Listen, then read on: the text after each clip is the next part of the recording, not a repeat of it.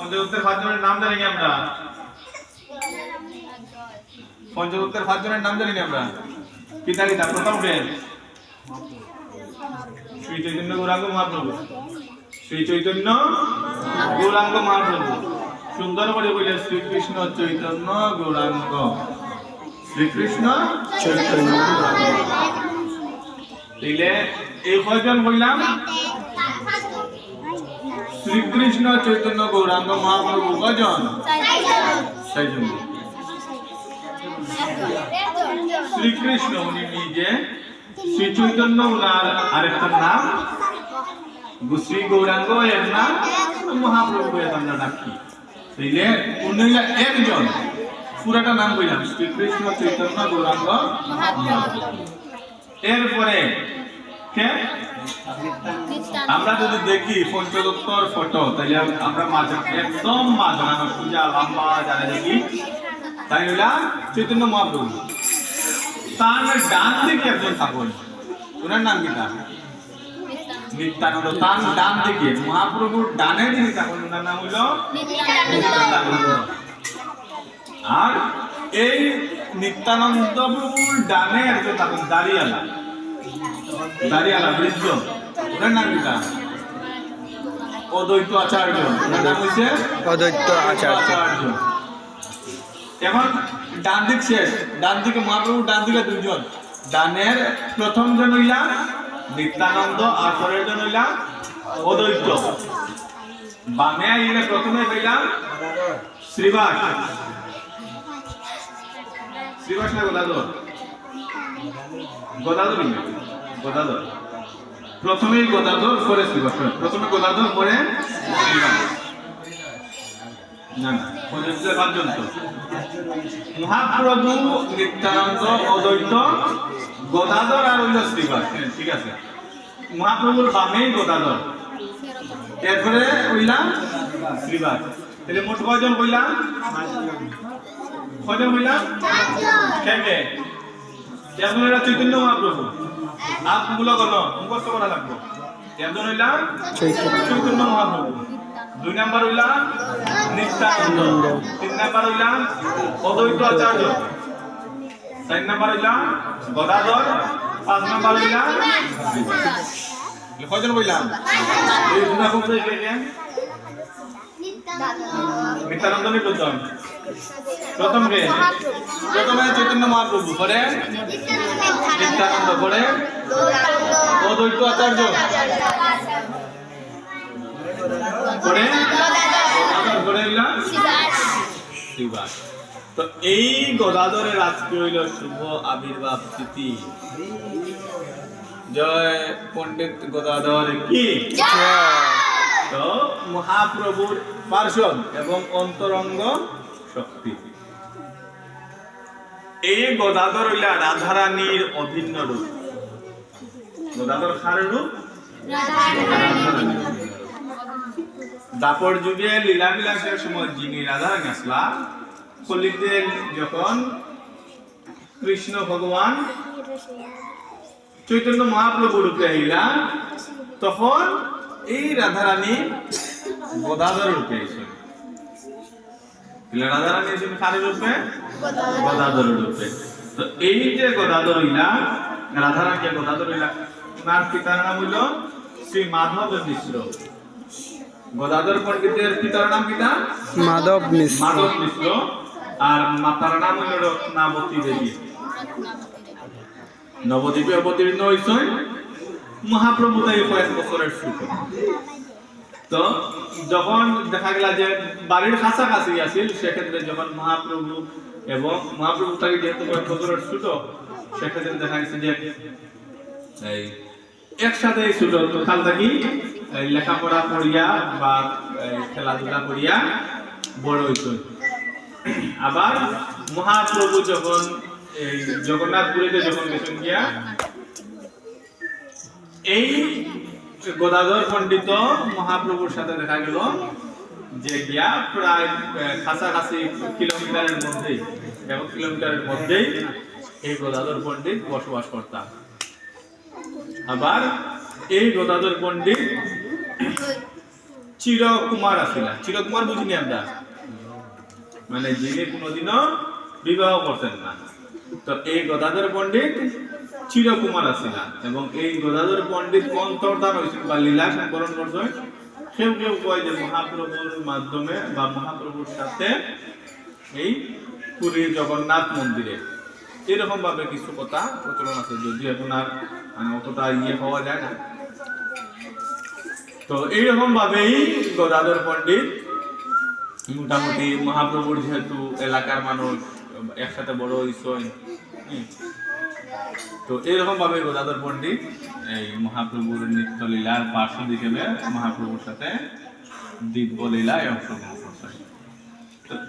মূল কথা যেটা, এটা হইল যে এই যে শ্রীমতী রাধারানী গদাধর পণ্ডিতের বেশ ধারণ করে এইলা এবং লীলা বিলাস করতা, তাইলে আমরা দেখি যে এর আগের যুগগুলোতে যেরকম কৃষ্ণের কোনো না কোনো শক্তি বা শ্রীমতী রাধারানী কোনো না কোনো ভাবে ভগবানের সেই শক্তির সাথে আসলা কলিত হইয়া দেখি যে মহাপ্রভু যখন আবির্ভূত হয়েছে, রাধারানীও একইভাবে আবির্ভূত হয়েছে। তো সেই গদাধর পণ্ডিতের শুভ আবির্ভাব তিথি আজকে। যারা মহান বৈষ্ণব, যারা পঞ্চতত্ত্বের আরাধনা করেন বা যারা চৈতন্য মহাপ্রভু মানেন উপদেশ নির্দেশ, তারা সকলেই আজকে গদাধর পণ্ডিতের এই আবির্ভাব তিথিটা উদযাপন করেন। আচ্ছা, আরেকটা বিষয় হলো আমরা অক্ষয়া তিথি সামনে, অক্ষয়া তিথি, অক্ষয়া তৃতীয়া, অক্ষয় তৃতীয়া আমরা যারা বলি অক্ষয় তৃতীয়া। তো এই অক্ষয় তৃতীয়া হইল বৈশাখ মাসের শুক্লপক্ষের 3 নম্বর দিন।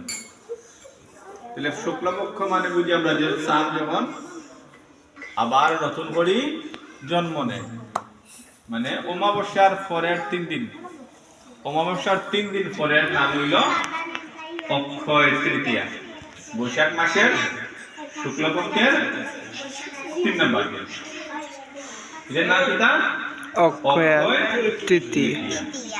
তো এই অক্ষয় তৃতীয়া এত এত মহান বা শুভ দিন, ওই দিনে যে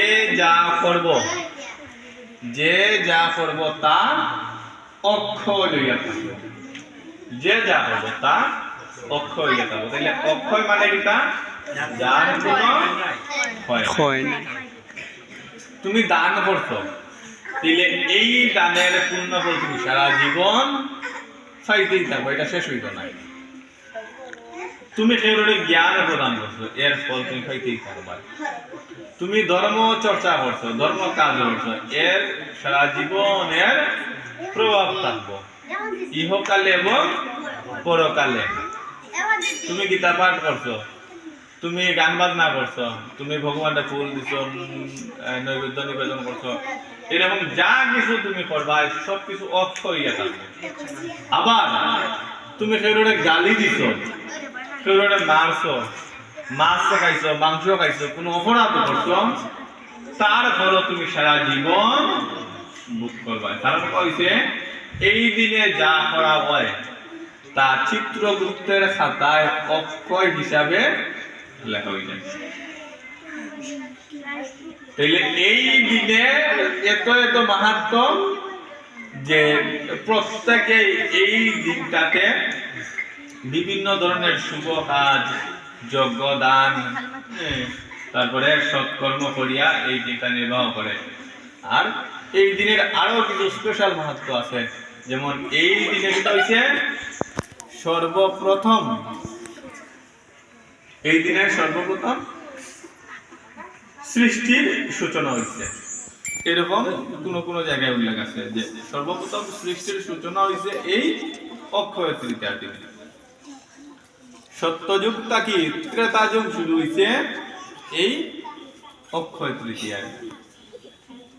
আবার গঙ্গা দেবী এই পৃথিবীতে আইছেন, ভগীরথের আহ্বানে গঙ্গা দেবী এই পৃথিবীতে আইছেন এই অক্ষয় তৃতীয়ার দিনে।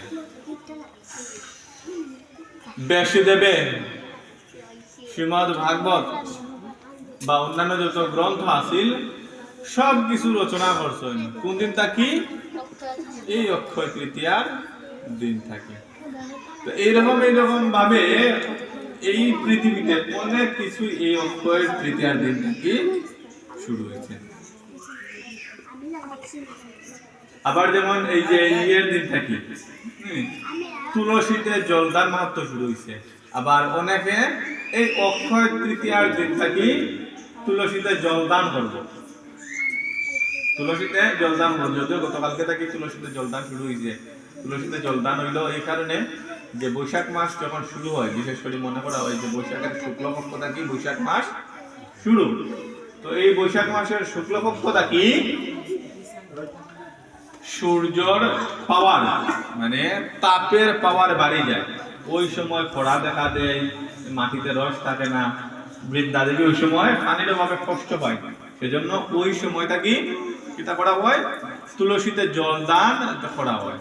বর্তমানে জলদান করার কিছু টেকনিক বার হয়েছে এইরকম যে দুইটা খুঁটি কাটিয়া একটা পাতিলের মধ্যে পানি দিয়ে খানা করে দিলাই আর পানি টপ টপ টপ টপ করি তুলসীর মধ্যে পড়লো এবং পড়তে থাকলো। যখন পানি পড়া শেষ হয়ে গেল বা কমে গেল তখন আবার গটি গড়ি দেওয়া হয়। এরকম ভাবে এই সারাটা মাস চলব। আবার এই অক্ষয় তৃতীয়ার দিনটা কি চন্দন যাত্রা শুরু হইব। চন্দন যাত্রা শুরু হইব এবং 21 দিন ভগবানের গায়ে এই চন্দন লেপন করা হইব। শ্রী জগন্নাথ দেবের গায়ে বা অন্যান্য ভগবানের যে সকল বিগ্রহ আছে তাদের গায়ে চন্দন লেপন করা হয়। যেহেতু এই সময় তাপ বাড়ে, বিগ্রহগণ কষ্ট পায়, সেক্ষেত্রে চন্দন লেপিয়া শীতল পরশ উনাদের অঙ্গে দেওয়া হয়। আর আষাঢ় মাসে যে রথযাত্রা হয় জগন্নাথ দেবের, এই জগন্নাথ দেবের রথযাত্রার প্রস্তুতি, রথ নির্মাণ সহ আনুষঙ্গিক যা আছে সব এই অক্ষয় তৃতীয়ার দিনটা কি শুরু হয়। তাইলে এই অক্ষয় তৃতীয়ার এত মাহাত্ম্য এবং এই অক্ষয় তৃতীয়া বলছে 19 আর 20 তারিখ মিলিয়া, 19 আর 20 তারিখ মিলিয়া। তো অনেকে 19 তারিখ অক্ষয় তৃতীয়া পালন করবো, অনেকে 20 তারিখ পালন করবো। যেহেতু এখানে দেখো আমরা চার্টে 20 তারিখ দেওয়া আছে, আমি এখন পঞ্জিকা দেখছি না বিদায় তিথিটা প্রতিবার সকাল 10টা পর্যন্ত। তাহলে যা করতে হইব 20 তারিখ সকালের ভিতরেই করা লাগবে, মানে কেউ যদি কিছু করতে চায়।